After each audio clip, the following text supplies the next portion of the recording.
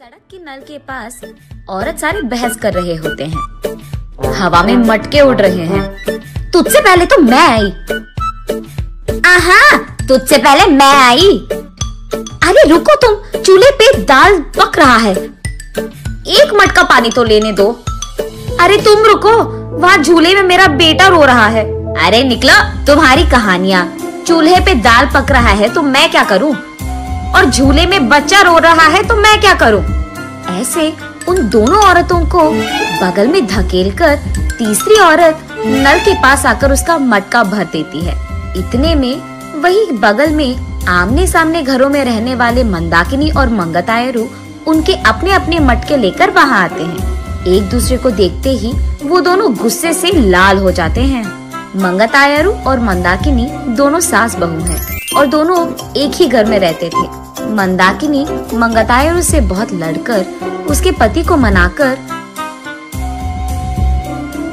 अपनी सास के घर से बाहर आ जाती है। दोनों का अतीत उनके सामने आता है। एक मटका पानी लाने के लिए इतना नाटक करती थी, जब भी कुछ काम बोलूं यहाँ दुख रहा है वहाँ दुख रहा है कहती थी। और अब देखो मेम साहब सुबह ही उठकर मटका में पानी भरने नल के पास आ रही है। सुबह उठते ही सारे पकवान को भैंस की तरह खाती रहती है, चीजों को यहाँ से वहाँ तक नहीं लगाती है। लेकिन अब देखो भैंस चल के आ रही है मटके पानी के लिए।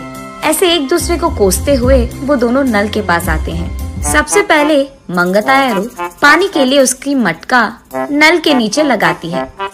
लो आ गई भैंस, आते ही अपना मटका लगा दिया इसने नल के नीचे, जैसे इसका बाप का जागिर हो। ऐसे उसका मजाक उड़ाकर मंगतायरू की मटके को एक जोर का झटका देती है। बस मटका ऊपर उड़कर नीचे गिरता है। बाप रे, कितनी घमंडी है ये, मेरे ही बेटे के पैसे खाते हुए मुझे भैंस कह रही है, और ऊपर से मेरे ही लटके को लात मारा तुमने। ऐसे कहते हुए मंदाकिनी की मटके को भी जोर का झटका देती है। मंगतायरू, मैं तुम्हारे बेटे के पैसे नहीं खा रही हूँ, तुम ही मेरे पति के पैसे खा रहे हो। मेरे सारे बनाए हुए पकवान को सुबह से रात तक खाती रहती है तो भैंस की तरह ही दिखेगी ना। भैंस कहीं की मेरे ही मटके को लात मारती है, कितनी घमंडी है तू। मटके को ही नहीं, अगर मेरी सटकी ना तेरे को भी मारूंगी, समझी? हाँ जरूर मारेगी। इतनी घमंडी जो है, मेरे बेटे को मुझसे दूर कर दिया तूने, मेरे घर से उसको निकाल दिया तूने, और अब मेरे ही घर के सामने रह रही है। सिर्फ तेरे बेटे को ही नहीं, तुझे भी तेरे घर से निकाल दूंगी, समझी? मुझसे पंगा लेगी ना, ऐसे ही होगा, तू तो जरूर करेगी। घमंडी औरत, बंदर मुंह वाली कहीं की। तुझे देखकर ऐसा लगता है कि भैंस को कपड़े पहनाए हैं, और तू मुझे बंदर कह रही है। भैंस कहीं की मुझे भैंस कह रही है, मुझे बंदर कह रही है। ऐसे वो दोनों एक दूसरे से लड़ते हुए एक दूसरे के बाल पकड़कर लड़ते लड़ते नल के बगल में मौजूद कीचड़ में गिर जाते हैं। ये सब दूर से देख रहे बाप बेटे दोनों एक दूसरे को देख हंस पड़ते हैं। मंदाकिनी घर में सारा काम करते हुए रहती थी। उसे देख मंगतायरू, क्यों बहू, लगता है कि नल में ना पानी खत्म हो जाएगा, जाकर 2 मटके ले आ बेटी।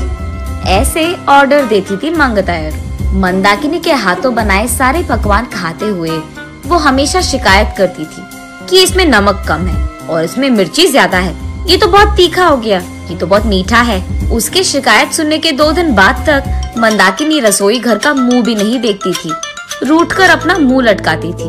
तब चुपचाप मंगतायरू को ही सारे काम करना पड़ जाता था। जब मंदाकिनी सारा घर को साफ करके 2 मिनट लेट जाती थी, तब मंगतायरू, घर के सामने रंगोली कौन डालेगा, तेरा बाप। ऐसे वो दोनों हमेशा बहस करते हुए लड़ते थे। संदीप ऑफिस से लौटते ही एक तरफ मंगतायरू और दूसरी तरफ मंदाकिनी, दोनों उसको शिकायतें खूब सुनाते थे। ना अपने बीवी को बोलता था और ना ही अपनी माँ से कह पाता। अपने आप में बहुत निराश हो जाता था संदीप। बहुत दिन देखने के बाद अब उसके पास ताकत नहीं था। वो एक दिन अपने पिता के पास जाकर ऐसे कहता है। पापा, मैं घर से अलग होने की सोच रहा हूँ। आपकी बहू भी हर रोज़ इसी बात के बारे में सताते रहती है। हाँ, तो तुम सच में अलग होने की सोच रहे हो बेटा? तुम्हें क्या लगता है, अलग रहने से दोनों की ममता जाग उठेगी? ममता और प्यार भले ही बाहर ना आए, लेकिन इन दोनों को इतना तो समझ आ जाएगा कि एक दूसरे के बिना अपने अपने घरों में अकेले रहते हुए सारे काम अकेले करते हुए कितना मुश्किल होता है। अब दोनों को समझ तो आना है ना पापा कि अलग अलग रहते कितनी मुश्किल होती है। ठीक है, तुम्हारी मर्जी, लेकिन अभी कहाँ जाओगे बेटा? मैं कहाँ जाऊँगा, हमारे घर के सामने जो घर है उस घर में किराए पर रहूँगा। ऐसे बाप बेटे दोनों ऐसी योजना बनाते हैं जिनसे सास बहू अनजान है। इन दोनों को सबक सिखाना तो छोड़ो, एकदम पागलों की तरह लड़ रहे हैं ये दोनों। ऐसे कीचड़ में गिरे सास बहू को देख उनके चारों ओर मौजूद सारे गांव वाले जोर जोर से हंसते रहते हैं। अब इन दोनों इसके बाद क्या करेंगे, ये हम अगली वीडियो में जानेंगे।